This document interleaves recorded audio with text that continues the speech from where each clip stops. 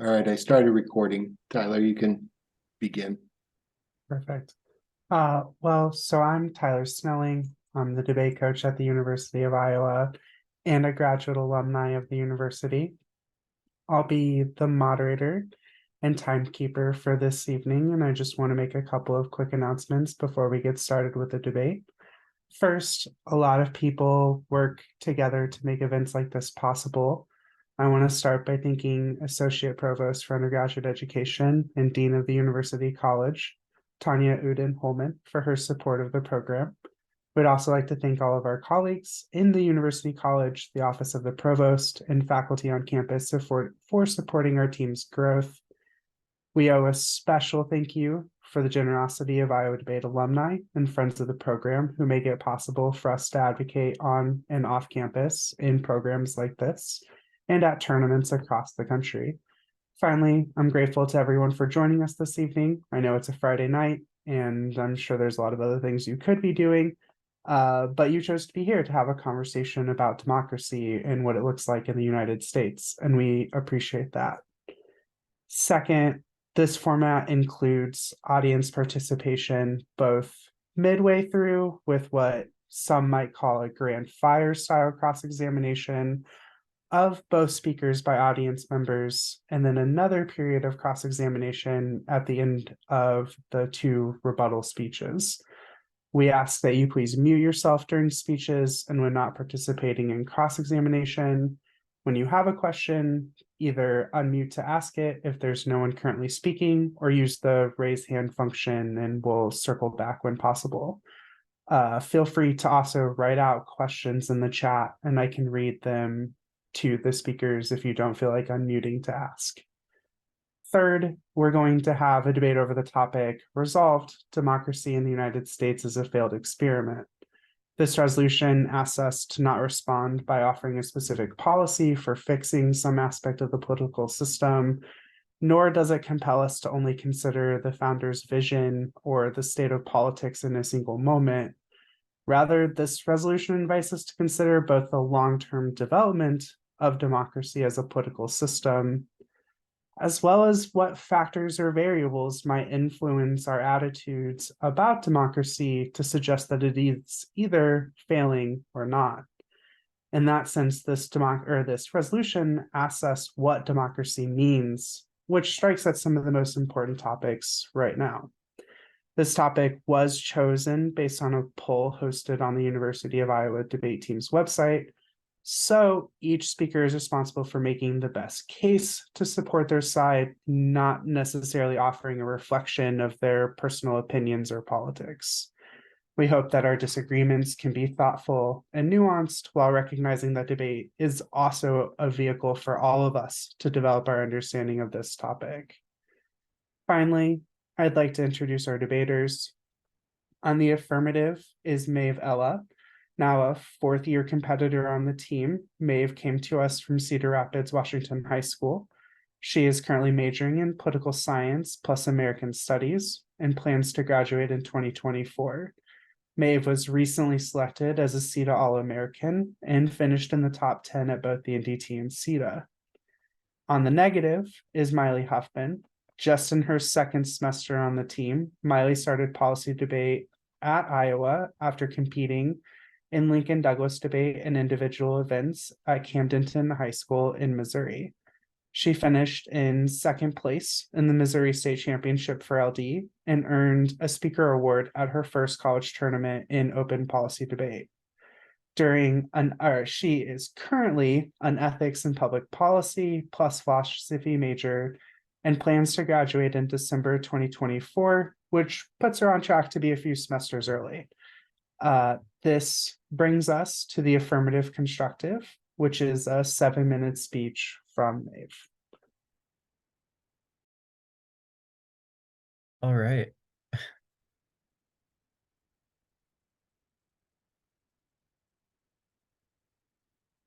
Okay.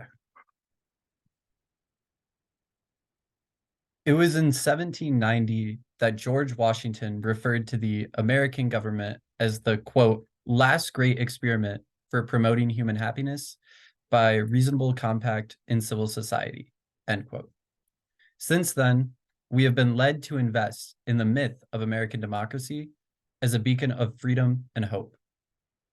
In order to answer the question of if democracy in the United States is a failed experiment, we must first define our central term. What is democracy? The United Nations defines it as a set of principles which provide, quote, an environment to respect human rights and fundamental freedoms, and in which the freely expressed will of the people is exercised, end quote. Despite the widespread belief in America as the land of the free, we continue to see these fundamental freedoms violated and stripped away. I will argue that the failure of such rights unequivocally proves the failure of US democracy. The first of these fundamental rights is the ability to vote. In a representative democracy, leadership is chosen by the people and for the people. In a true democracy, the population is represented equally in their voting power. There are several factors which undermine equal representation currently. The first subpoint is gerrymandering. Gerrymandering is, quote, the practice of drawing boundaries of electoral districts in a way that gives a political party an unfair advantage over its rivals, or that dilutes the voting power of members of ethnic or linguistic minority groups, end quote. This practice means that even in areas which have selected a particular candidate by majority vote, another political party may obtain a majority through redistricting. For example, in the 2020 North Carolina election for the House of Representatives, Republicans won 8 House seats with 49.4% of the overall vote. However, despite earning 50% of the vote, Democrats only won 5 House seats. In North Carolina, these districts have historically and continue to be drawn to disenfranchised Black voters. Despite being ordered to redraw the districts, North Carolina continues to be heavily gerrymandered and refuses to do so. The second subpoint is the Electoral College. The Electoral College works by delegating a number of votes for each state's senator as well as a proportionate amount to state representatives. Rather than selecting the president by popular vote, a state's vote count is determined or is used to determine which electors vote for the president. Although these electors theoretically should be voting for the candidate their constituents selected, this is not always the case. A faithless elector is a member of the Electoral College who decides to vote for a candidate other than the one they have pledged to vote for. Despite state laws that have been upheld by the Supreme Court, which punish faithless electors, there have still been around 156 of them throughout American history, as well as many disputes which cloud the democratic functioning of elections. One of the primary reasons that the framers of the Constitution decided upon the Electoral College as a means of selecting the president was because they perceived the masses to be too uneducated and irrational to select a leader. This is an inherently undemocratic model as it strips away the ability of the people to freely express and exercise their will. Furthermore, it is an inherent part of the American experiment, having existed from the nation's conception, and one that has unequivocally failed. The second example of democracy's failure is the moral bankruptcy of governing institutions. It is difficult to argue that any of these institutions, which have been built off the theft of indigenous land and extraction of slave labor, can be a democratic one. These systems continue to impact the daily lives of racial minorities. For example, according to a study by the Institute on Assets and Social Policy, between 1984 and 2009, the wealth gap between white and Black families has nearly tripled. Some of the biggest factors contributing to this gap include generational wealth via home ownership and inheritance, unemployment and discrimination in the workplace, and a college education. The disparity for Indigenous people is just as large, with the poverty gap between white and Indigenous people ranging from 38% up to 63% in some areas. These issues are not new, but are the result of hundreds of years of systemic marginalization built into the foundations of American democracy. Furthermore, we see the failure of American democracy in current legislation pertaining to transgender individuals, In 2023 alone, 498 anti-trans bills have been proposed, with 46 already being passed. A recent bill, which has passed the Florida House, would place criminal punishments on healthcare providers who provide for trans patients and would take children away forcibly from their parents who support their transitions. While an April 2021 poll found that 65% of Americans are opposed to these bills, many state legislators still force them through, even at the cost of other bills. This is not only undemocratic, but also a clear signal of a move towards fascism via legislation. In conclusion, these attacks on civil liberties demonstrate that American democracy does not help the people. It hurts those who are most marginalized. It is clear that the United States is in no way an environment which respects human rights, and that democratic processes are rather weaponized to erase dissent against structural inequalities. While my opponent may argue that small gains have been made, you cannot ignore the underlying threats to democracy that continue to cloud supposedly liberal progress. You should disregard any comparisons to the undemocratic governance of other nations, as well as any claim that America is not a true democracy now, but could be. The question at hand is about the experiment of American democracy now, not is America governed better than other nations. If you determine that the evidence I have provided is sufficient proof of the failure of the American experiment, then you are voting affirmative. Thank you, Maeve. That brings us to the end of the first affirmative constructive, and actually only affirmative constructive, and transitions us to cross-examination. Miley, your first question when you're ready. All right. So the first question I have is kind of a framing question. So what does it mean for a type of government to be a failed experiment?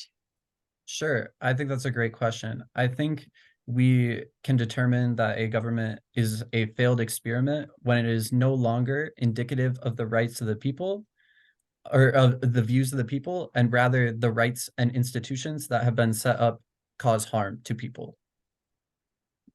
And then kind of just moving straight down the points that you've made. So talking about first voting and gerrymandering, you mentioned how North Carolina has been ordered to fix gerrymandering, and you've also mentioned that there are certainly laws that prohibit gerrymandering. So at least to me, it seems that the issue is not with democracy, it would appear to be with rule of law. Is that correct? Like the laws aren't being enforced, not necessarily democracy is the problem. I don't think that's necessarily true. I think that democratic institutions, like the North Carolina example, is so important because those changes will never come through those institutions because those people aren't being represented in the first place. So it proves that the system from a bottom-up level is flawed. Okay. Talking about the Electoral College, when have faithless electors changed the outcome of a presidential election? Well, I don't think the point should necessarily be that faithless electors change an election writ large, but rather it is undemocratic that one person can functionally override the way a state has voted. But has that happened? I don't think, I think we've cited 157 examples as the number of times that has happened. I don't think we have to win a broader claim about, oh, it immediately changes the result of elections, because even if it doesn't, those views are not representative. All right. And then moving on to your second point about moral bankruptcy, we have a lot of obviously issues in terms of discrimination against minorities. So do you agree that tyranny of the majority is something inherent to democracy? What do you mean by tyranny of the majority? So, for example, there are 51 people in a group of 100 people that want something, the other 49 people really don't want it, but democracy says that the 51 people and their views are the ones that are represented. So the people in the minority don't get the representation. Well, I feel like there are ways to fix that outside of a democracy. And I also don't think a democracy is sort of key to combat that, I guess. So So in a democracy, would there be a way to prevent people from being marginalized? Like, would there be a way to represent I minorities? think there within definitely as is a way. democracy? I think that rather than propose a policy, like we don't have to win a broader claim about ways to change Right. the world, but rather that the current world is failing. I don't think it can be fixed under a democratic system. Okay, That is time. that does bring us to the end of cross-examination. Miley, when you're ready for the negative constructive, feel free to take it away.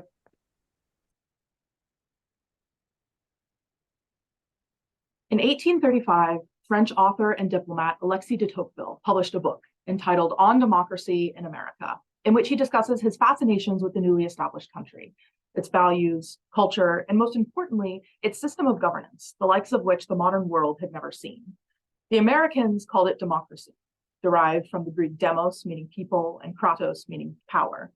De Tocqueville, however, called it the Great Experiment. It is through de Tocqueville's view of the United States that we realize a negative ballot is the only defensible position in this debate. The fundamental purpose of the debate today is to examine the findings of the Great Experiment. While the affirmative may have bombarded you with reasons to believe that democracy in the United States is dead in the water, I can assure you of two things. First, democracy in the US is very much alive. And second, the findings from our Great Experiment indicate how to make it function more successfully. Because of this, the affirmative is misguided on the basis of two main points. First, the success and satisfaction of government is directly proportional to its size. This is true both in the United States democracy and international democracy. First, let's look at democracy in the United States. The best way to do this is by comparing smaller state and local governments to the larger federal government. James Madison wrote in Federalist 46, quote, "The federal and state governments are in fact but different agents and trustees of the people, constituted with different powers and designed for different purposes," end quote. State and local governments do not have the luxury of the national legislature to play politics because they must take action in order for their communities to function. State and local governments oversee funding for schools, building and maintaining roads, providing a police force, and other infrastructure. According to an article published by the Cato Institute in 2017, state and local governments own 98% of highways and streets, as well as owning schools, water infrastructure, police and fire stations, and all public transit. Whereas the federal government only owns about 3% of all infrastructure. These are the actions of true democracies at the state and local levels, in which the relationship between the government and the people is one where needs are provided for. Unlike the federal government, which is more concerned with apparently playing politics than actually doing anything. The scope of our analysis of democracy in the United States must be at all levels, not just the federal level. The United States is comprised of a multi-level government structure, and so it is only fair to judge all of those levels and not to condemn democracy based on the failings of the federal government. Smaller governments operate more efficiently, as is evidenced by the heightened capabilities of state governments, as well as being corroborated by public opinion. A 2022 study published in the Political Behavior Journal finds that US inhabitants agree that state governments are more effective at accomplishing tasks. 80% of the participants agreed that state governments have better ideas about how to address problems in their state than the national government. Now, let's look at democracy internationally. According to the Economist's Democracy Index, the top 5 democracies in the world are Norway, New Zealand, Iceland, and Finland, and Sweden. It is important to note that all of these are relatively small nations, the largest of which is Sweden, with a population of approximately 10 million people. These democracies are successful in large part because of their small size. We can corroborate this statement by looking at the world's largest democracies, the Philippines, Japan, Brazil, Indonesia, the United States, and India. The smallest of those countries is the Philippines, with a population of 113 million people. Each of these regimes is ranked as a flawed democracy by the Democracy Index, except for Japan, which is ranked extremely low even among the full democracies. So what do these relationships tell us? Democracy simply works better in smaller scales. Now, let's move to my second point, which is that undesirable results in an experiment do not mean failure. For this point, it is important to understand what a failed experiment actually means. Generally, it refers to a technical happening, which means the experiment cannot use the results because they're invalid or the experiment couldn't be completed. Imagine a scenario where you are conducting an experiment. You mix 3 solutions in some jars and place them on a counter while you wait to observe the results. But suddenly, a cat jumps on the counter and swipes 2 of the jars on the floor where they smash into 1 million pieces. Your experiment has failed, not because there were undesirable results, but because there was a technical error which did not allow it to continue based on the original design. In terms of the experiment of democracy, a failure would mean that the US is no longer a democracy, but this simply isn't true. Every index of democracy ranks the US as at least a flawed democracy. The affirmative would have you believe that some undesirable results from US democracy means that the experiment has failed, but this is simply untrue. I will point you to my earlier statement that the purpose of an experiment is to answer a question, and thus the question of the American experiment is whether or not democracy can function in a beneficial manner in a country like this. And the answer to that question is simple. The system is not failing. It is trying to function exactly as it was designed. As time has passed, the US has become more and more diverse, incorporating a multitude of cultures, religions, ethnicities, and even geographies as it has expanded. But there is a problem with diversity. It makes the democratic process extremely difficult because there are so many different competing interests. Think of it this way. If you have a group of 10 people, and each of them come from a completely different background and have completely different interests, it is extremely difficult for them to come to a consensus on any one issue or to pick a leader among them that will make everyone happy. The same is true for democracy. Well-functioning democracies rely on homogeneity, as noted by Yascha Mounk, who's an associate professor in international affairs at Johns Hopkins University, in an interview for a Who, What, Why podcast. That same podcast asserts that, quote, never in history has a democracy succeeded in being both diverse and equal, end quote. These statements remain true if you apply them to the top democracies in the world, which are largely more homogeneous than those who rank lower. And even of the largest democracies in the world, the one with the highest ranking is Japan, a very homogeneous state and culture. So we can see that when we combine the system of democracy with diversity, it simply burns itself up trying to appease all the competing interests. This is not a failure of that system. It is simply functioning the way it was designed. So while the affirmative asserts that democracy in the US has failed as an experiment, we can see that it has not. The United States is by no means a perfect democracy nor a perfect government, but it is a democracy nonetheless. And it is because of this country moving through the democratic process that we have provided useful results for the great experiment. And we can use those results to create the next great system of government. Thank you. Thank you, Miley. Maeve, your first cross-ex question when you are ready.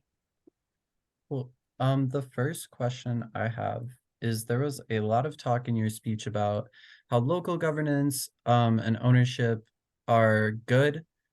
I guess I'm not really understanding how or what metric you have provided that indicates those local and state governments are representative of the people, however. Right. So I think we look at this through two key points, and even the definition in your speech of what a government is implies that there's a lot to do with sort of that social contract, that relationship between what the government is doing and what the people need from the government. And so in bringing up things like infrastructure ownership and infrastructure functioning, my point was to say that we can see that if one of the purposes of a democracy is to serve the people, then we can see that state governments actually do that a lot more effectively than, for instance, the federal government does. And also even in local, at the local level, I didn't necessarily directly talk about this in my speech, but we can see, especially in really small local communities, that the democratic process is much more direct than it can be in like a large scale representative democracy like we have. So for instance, local governments will have town hall meetings, public hearings, et cetera, et cetera. I guess basing that question, I guess like what evidence do you have that suggests that those local town hall meetings or things like that are representative? I mean, I don't have a statistic or a number to give you, but the fact that there is an element of direct democracy means that that system of democracy is much more democratic than, for instance, the representative level that we have in the federal government is the basis of the argument. Okay, sure. At some point, I think we can both agree that local governance spills up to federal, correct? In a way, I suppose you can make that argument, yeah. Sure. I guess with things like gerrymandering or faithless electors, how do you ensure that the spill up to the federal government is representative? So first of all, we do have elections. There are states that are not gerrymandered. There are states who comply with laws that say that you can't gerrymander. Namely, for example, Iowa is very unique in how it redistricts, right? There are also multiple other states that don't engage in severe gerrymandering practices. North Carolina is actually the worst example. And so what happens there is obviously not very fortunate. However, on gerrymandering, again, there are definitely places where this works. I'm not making the argument that every single local government and state government in the United States is perfectly democratic. And also on the matter of the Electoral College, I started to touch on this in the first cross-examination. There has never been an instance where a faithless elector has actually changed the outcome of an election. And so I think we can see that in practical implementation, the Electoral College doesn't actually make meaningful changes in terms of representation. Okay, cool. Is that time? I think that's Yeah. time. Yeah.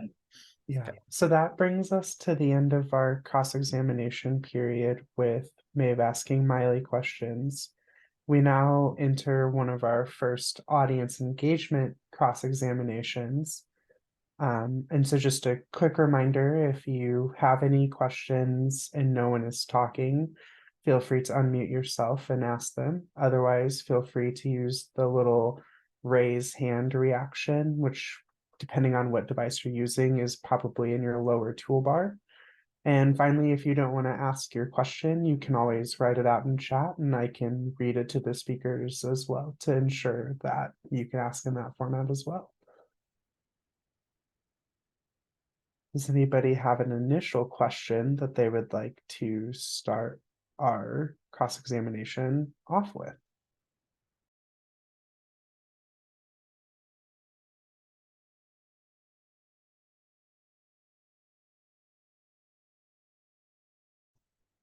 I throw this out for all. We're a constitutional republic. How do you get to the idea that democracy should even be the measure by which we evaluate the United States experiment? It's not a democracy. It's a constitutional republic at every level. So why should we use democracy as a standard? Yeah, I think I can answer this one first. I think that, while you may be correct that technically the US is, constitutional republic, I think that the way that the United States and rhetoric about the United States is deployed into the world is always contextualized to democracy, i.e., like the US is often used in a lot of academic writing in IR journals to sort of be a metric for determining is a democracy meeting, standards of the world's best. I would agree largely with what Maeve has just said, with the small addition that I think it's important we distinguish that democracy is largely a process of governance. And so, yes, we may be a constitutional republic, but we can still utilize the process of democracy, the process of having elections and upholding things like human rights as a metric by which we achieve the process that we can use within our larger government. And we can also see that in terms of metrics of democracy, like I brought up in my speech, the Economist's Democracy Index, the Freedom House Index, they utilize sort of democratic principles to judge how countries treat their citizens, regardless of what type of government they are proclaimed to be.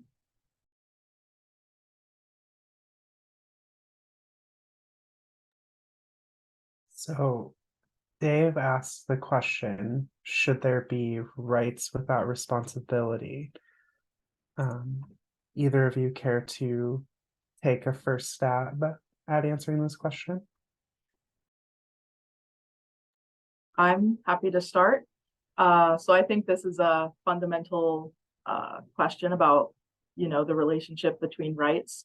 And I think that we always have to understand that every right that exists has a correlative duty, whether or not that's a positive duty or a negative duty, right? A positive duty meaning that I have to perform an action in order for your rights to be fulfilled, a negative duty meaning that I cannot do something in order to infringe upon your rights.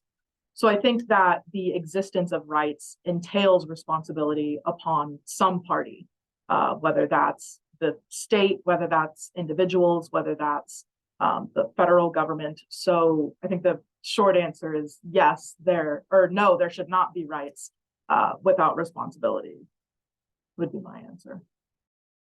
Yeah, I think I agree with that as well. I think one thing to also add about like rights and specifically the violation of them is that there should be some form of accountability, i.e., you know, a government does something that is unconstitutional, that part of the government is held accountable in some way.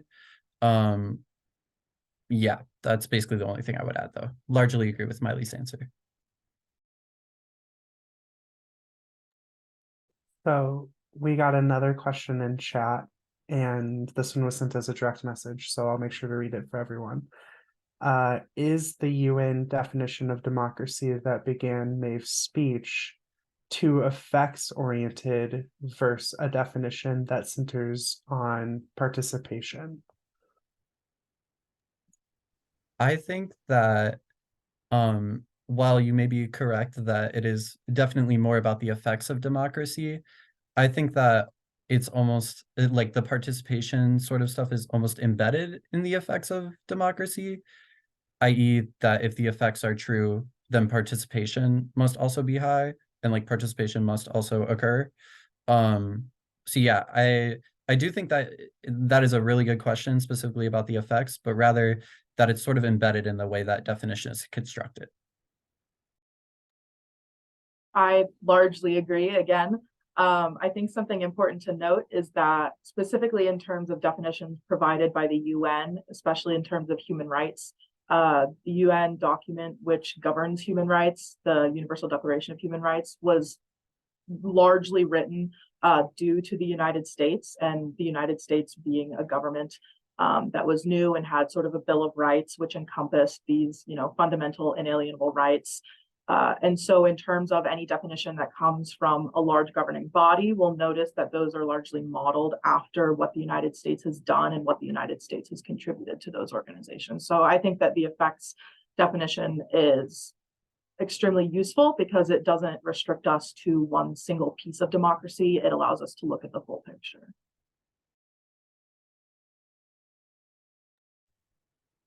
That actually brought us to the end of our period of cross-examination really quite perfectly in terms of Miley finished speaking and my timer went off at that exact moment. So couldn't have planned that one better if I had tried.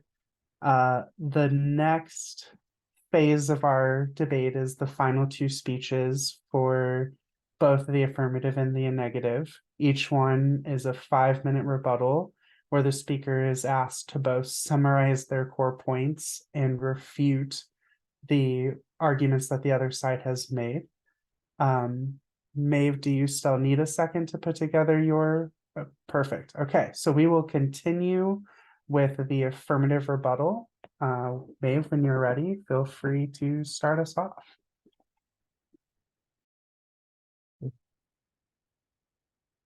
You're voting affirmative if we win the question of if current rights and institutions are failing the American people, which means you should frame your vote through recent and continuous failures that affect everyday life, such as gerrymandering, the Electoral College, and biased legislation that continues harm against marginalized populations. Now, the negative might sound very persuasive on the question of how democracy started. However, they have not offered a defense of how it has become deployed. While local governance and ownership may sound great in the abstract, the affirmative is offering a much clearer example of how that local governance and democracy writ large becomes enacted through examples like gerrymandering. It subsumes any negative reason why local governance or ownership might be good and proves that rather marginalized voters will not have their voices heard, like in North Carolina. Do not let their statistics on if populations think that state governments are better comparative to the federal government act as a warrant for this either. If anything, that is an affirmative argument because it proves that there is little faith in what is supposedly the governing institutions of our nation. Additionally, the question of if democracy is better in smaller sizes does not answer the broader question of if the United States' democracy is failing currently, and is thus not a sufficient win condition for the negative. This is because it does not prove that the United States isn't failing, rather that it would be better if the United States was smaller. Winning international examples is not an answer to the resolution either.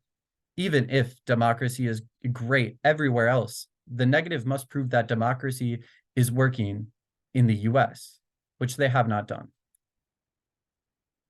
The United States' democracy unequivocally is a failure, which is proven by failed results, which should be the guiding metric for determining the answer of the resolution. You should be compelled that the negative is lacking a response to either the wealth disparities that are coded into law or anti-trans legislation that has moved rapidly through the United States, both are which against current American ideals. The fact that every index of democracy ranks the US as a flawed democracy proves our argument, and is not an argument for why it is not a failure, but rather proves the argument that failed results do indicate failure, and being flawed is enough of a win condition to vote affirmative.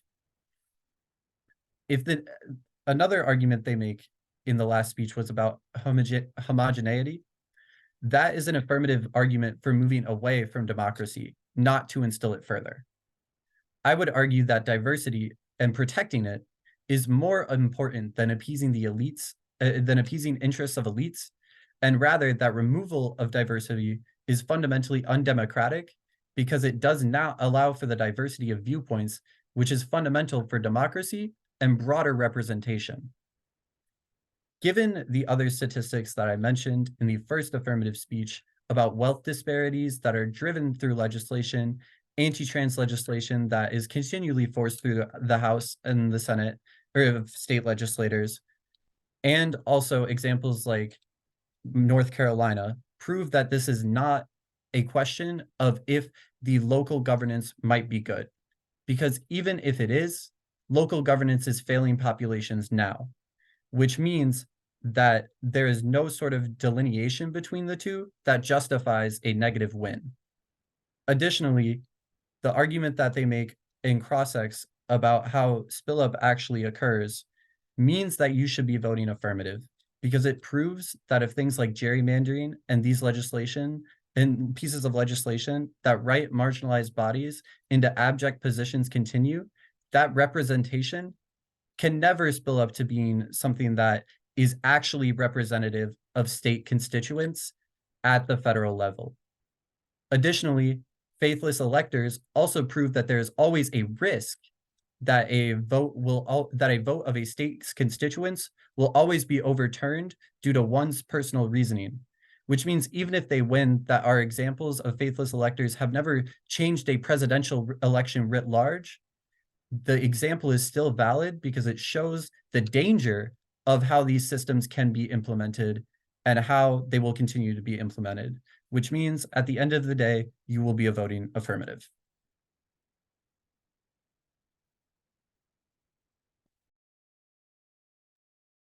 Okay, that was very good, Maeve. We are going to give Miley a second, I believe, to put together some concluding thoughts for the final negative rebuttal. I want to just take a second to preview the post-rebuttal process. First, we'll have another 5-minute period for audience questions of both debaters. Then we'll take a poll to decide who won the debate. That'll be in Zoom, so it'll presumably just pop up on your window when we activate it. And then 3, we will have a little bit of time at the end of the results of our poll to have any final thoughts about the topic or offer any perspectives that might have been missed in the course of this debate.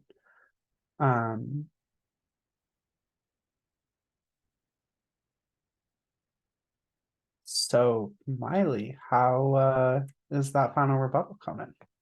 I am ready. Perfect. Okay, so Miley, you have 5 minutes and the timer will start when you start. At the end of the debate today, you will be voting negative. for two key reasons. First, we have to look at the mischaracterizations the affirmative has made of the resolution today. Mainly that at the beginning of their previous speech, they asked you to look at the United States right now, currently, and whether or not the United States is failing in this very moment. But the purpose of the debate today is not to look at the United States right now to determine if democracy has failed.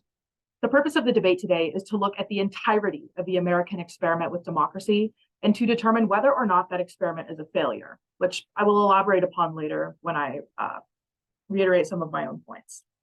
But the second key reason why you're going to be voting negative today is because democracy in the United States still very much exists. Regardless of what all of the issues that the affirmative brings up, that does not mean that the United States is not a democracy. And it does not mean that the United States needs to shift away from to another form of government, which the affirmative in their rebuttal repeatedly makes this claim that we need to move away from democracy and that moving away from democracy is the solution. But I urge you not to consider this point because that's not what the debate is about. The debate is about analyzing democracy, not telling us that we should move away from it. So let's be more specific when look at the affirmative's points. They make two key points. The first is about voting. And under their voting point, they make two subpoints about gerrymandering and the Electoral College. First, on the point of gerrymandering, I really largely made this argument in cross-examination, but I think it's important to understand that the affirmative tries to use their gerrymandering point in order to attack my own case by saying that local governance clearly isn't working because of practices like gerrymandering. But I'd like to point you to the only example that the affirmative brings up, and that is North Carolina. North Carolina is notoriously the worst gerrymandered state out there. And I'm not saying that gerrymandering is okay, and gerrymandering is certainly undemocratic. However, here's a list of states that are largely not gerrymandered for a multiple different reasons. We have Iowa, North and South Dakota, Idaho, Wyoming, Montana, Maine, Kansas, Nevada, Idaho. These are all examples of where gerrymandering does not affect elections in those states. And so in terms of whether or not democracy still exists in the United States, we can see that it still does. Now on their Electoral College point, we talked about the tyranny of the majority in cross-examination of the affirmative case, and my opponent said that the tyranny of the majority is a bad thing and a reason why we should move away from democracy. But one of the original purposes of the Electoral College is to fight against the tyranny of majority and to protect the interests of minorities who largely live in rural communities that are not as populated as urban areas. And so the very purpose of the Electoral College is to prevent tyranny of the majority. And so when the affirmative later with their second point says that harming minorities is wrong, I have to say that the Electoral College is the very structure in the United States that attempts to circumvent minorities being harmed by the tyranny of the majority. Under the Electoral College, my opponent also brings up this idea of faithless electors. But I will continue to say that faithless electors have never once in the history of the United States ever affected the outcome of a presidential election. And so we can see that practically all of the fears that my opponent is presenting you about how they're going to change democracy in the United States simply aren't true. They never have been true. They have no basis for this argument. And don't let them fearmonger you into believing that faithless electors are going to fundamentally change the American democracy. Now let's move on to their second point, which is what they base a lot of their arguments off of, which is about moral bankruptcy. And I can agree that there are some institutions in the United States that have a lot of problems. But what we have to understand is that this is directly related to the second point that I made in my first speech. The problem of diversity in the United States is that democracy doesn't work when you have diversity. And my opponent tried to claim in their last speech that democracy is fundamental to, that diversity is fundamental to democracy. But we see that this simply isn't true. This is evidenced by the fact that the best democracies in the world are largely homogenous. They do not incorporate levels of diversity, and thus the contradictions that they have in society are not as large. So we can see that when it comes to discrimination against minorities and their voices not being represented, that is simply the system functioning the way it is designed. Yes, it is unfortunate, but it is a simple fact of democracy. Tyranny of the majority is real, and it is the reason why minorities do not have representation. That does not mean that the United States is a failed experiment. So overall, the negative case is the one that you will be voting for at the end of today's debate, because the United States is not a failed experiment. We are still very much a democracy. And just because we have some undesirable results in some levels and some places in the United States does not mean that we should dismiss democracy as a failure at large. Thank you.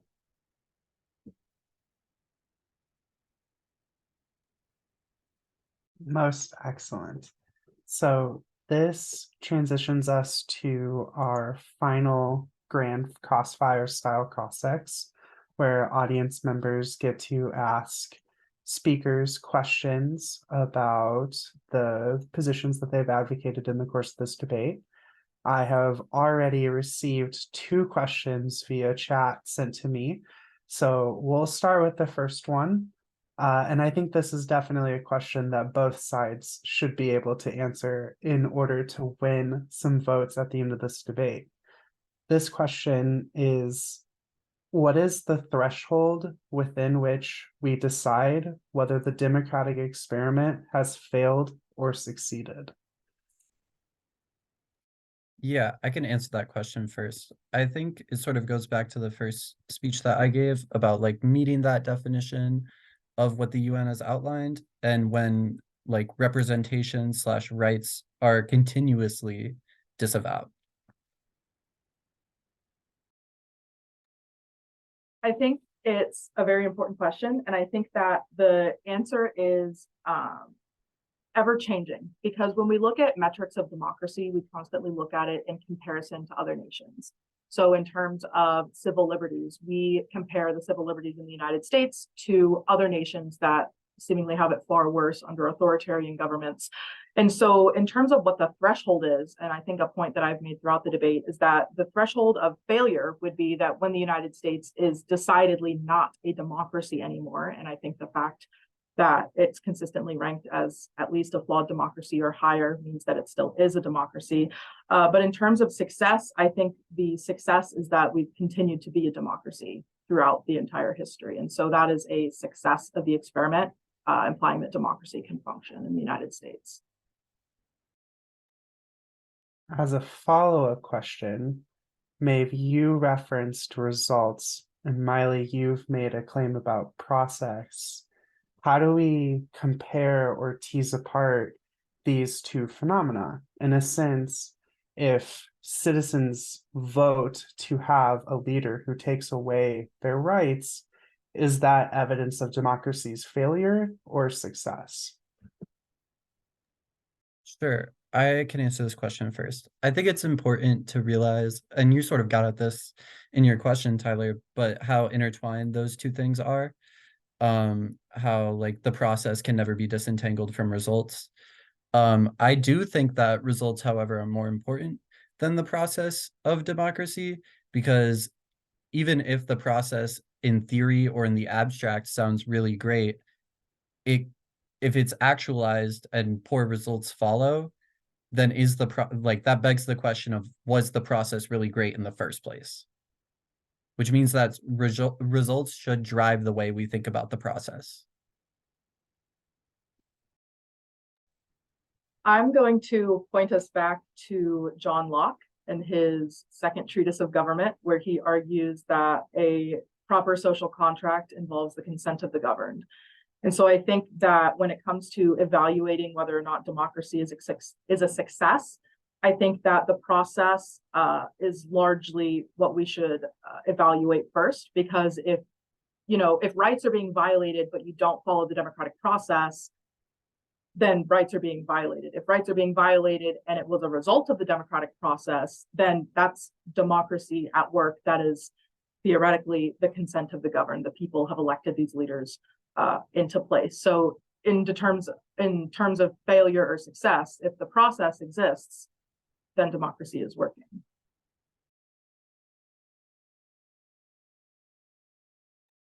Okay, follow-up question. Would you agree at the federal level that there is a failure democracy, but that it's working for most part at the state or local levels? Yeah, I can answer this question first. I think this is a really great question. I would disagree. That I think that democracy is failing at both levels. I think that one example that really hinges this well is that I talked about in this debate is anti-trans legislation. Anti-trans legislation in the majority of states where it's being passed is unpopular amongst the people, yet is still continuously being forced through like House and Senate proceedings in states, even at the cost of other legislation, such as when legislators in Nebraska filibustered every single bill that the Republicans brought up after they tried to bring up an anti-trans bill, which sort of proves how like undemocratic the process is as a whole, but also that it is not working necessarily for the representative of what people's beliefs on the trans population are.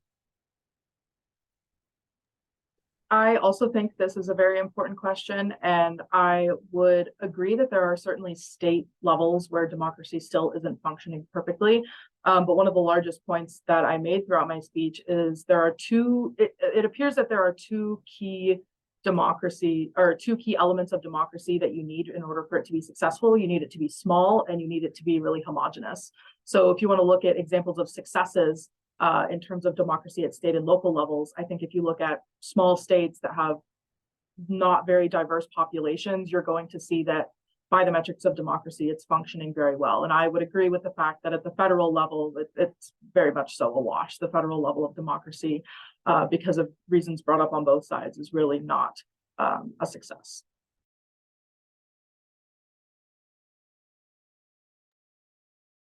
It looks like Paul raised his hand, but I think John might have asked a question at the same time. I'm just asking my founder's question that I texted you earlier. Before. Because I think this plays into kind of what they're talking about. And I see John's question in the in chat. So the founders recognize that there would be failed effects of legislation and power, right? That there would be tyranny, there would be rights that are stripped. So they created a system of checks and balances to kind of preserve the idea of democracy, for the minority to have a voice, to be protected. Currently, would you say the checks and balances are A, working or dysfunctional? And B, if they are dysfunctional, is this a permanent state or a momentary state? And can they be fixed? Yeah, I can answer that question first. I think that checks and balances are not something that really is very impactful right now. I think a sort of great example of this is like the Supreme Court, right? Not only are there undemocratic decisions coming out of the Supreme Court, such as the Roe decision, but also that the way the court is sort of composed, i.e. through like presidents and the Senate confirmation process, it is not representative of the people, i.e. people are not voting them in. It is rather those representatives who make a decision who could also be affected by things like gerrymandering and the Electoral College and the way that they got in there in the first place. So I do not think that checks and balances are really working in the way that they were designed to right now, and that means that they are flawed. I would agree that checks and balances certainly do not work currently the way the founders intended, right? In the executive branch, we see the creation of large levels of bureaucracy, which are decidedly undemocratic. These are unelected officials that have a large amount of power, even in comparison to Congress or the Supreme Court. We see that even in the Supreme Court.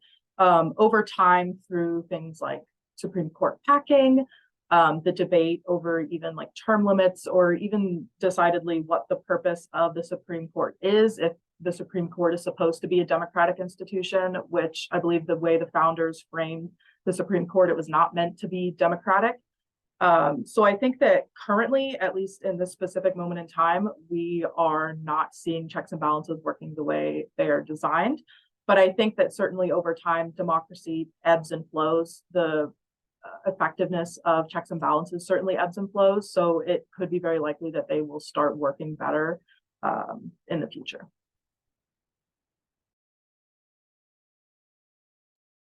So that brings us to the end of our 5-minute period for audience cross-ex.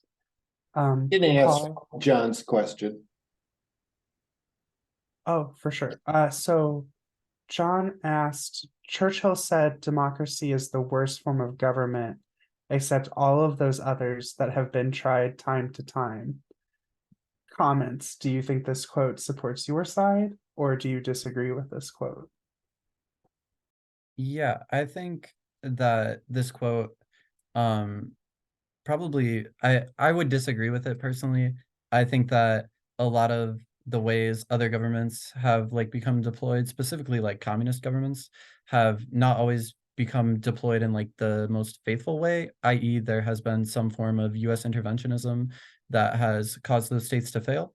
And so I think that Churchill is operating off a misinformed definition of like failed institutions or failed forms of government.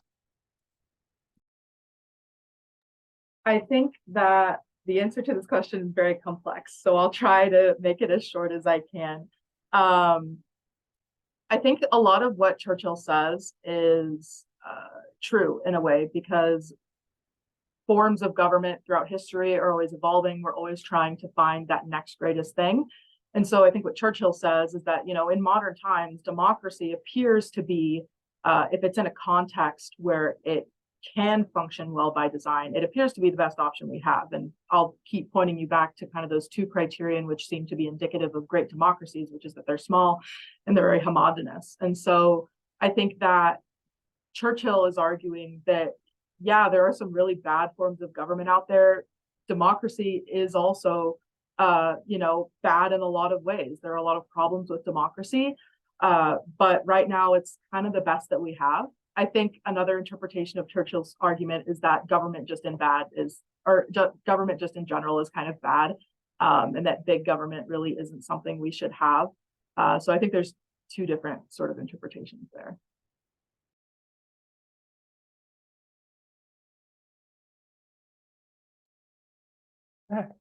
That brings us to the end of our cross-examination period. Paul, if you wanted to throw up the poll.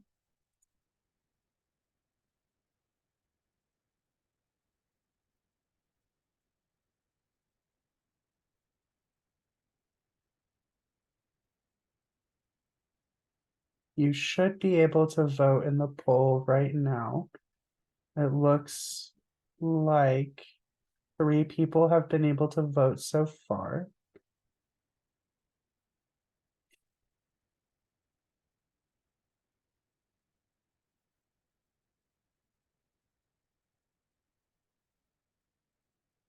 Wait another minute or two for people to be able to get their votes in.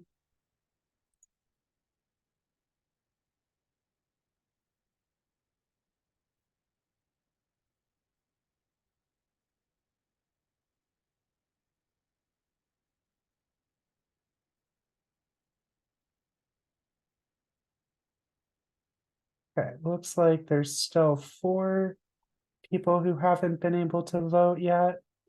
Well, you and I aren't voting. Yeah, but we've only gotten 7 out of 11. Yeah. We'll wait 20 or so more seconds, see if that goes up. Right now, I don't know. Can they see the results? Do they know how close it is? Oh, they don't. Okay. Well, in this case, your vote really does matter if that makes you feel one way or the other. Okay, 10 out of 11. I'm just happy if I'm not sat out. Well, no one's getting sat in this decision. I think the last debate that I officially voted on was the finals of the Iowa tournament some years ago, and it was a 4-1. I wasn't in the majority. I've been on the bottom of a 4-1 too. It happens to the best of us. Okay. John, if I was so- on the bottom of that, if I was on the top of that 4-1, you would have made me question my decision. It'd be like voting the opposite direction as Dr. Dave. You knew you could just get it wrong. You weren't on the same side as Dr. Dave. Okay. Well, so we now have 10 out of 11 votes. And so I feel comfortable announcing the decision because in some ways, that's pretty close. The winner on a 6-10 split is the negative for Miley. And for context, when I announced that it was really close a couple of seconds ago, it was actually a 4-3 for the affirmative. So those final folks who cast their ballots influenced this decision in a pretty clear way. And that allows us to switch to the final part of our conversation, which is whether folks have any concluding thoughts or comments about both the topic, the decision, and the debate that we had.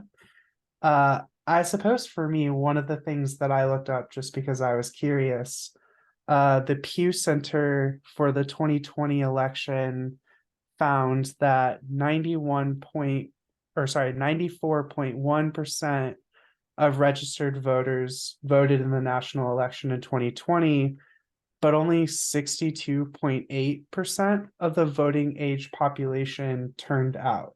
And so not quite 25, or no, sorry, around 30% difference between the higher statistic of those who could vote and then did, and those who were eligible to vote but didn't register. And I guess I was just kind of thinking about how the development of this debate illustrates that, like, both sides have important points re process and product. And if how many people are engaging in the process is any indication, I guess I was kind of contemplating, on the one hand, I think it's really cool that almost 95% of people who are registered to vote voted. But on the other hand, if that is only roughly 2/3 of the total population, how representative is that? And that leads me to kind of wonder the sort of logical extension of that thought, which is, does it have to be 100% for us to feel confident that the experiment has worked? And I felt like this kind of hinted at the question about tyranny of the majority, right? Can democracy produce bad results even if many people are participating in the results that it's offering? And I guess that's not really a question, but it is a thought that I had in terms of, like, both sides seem to be making an important point, and I'm gesturing at whether there's an in between for some of those arguments to meet a little bit.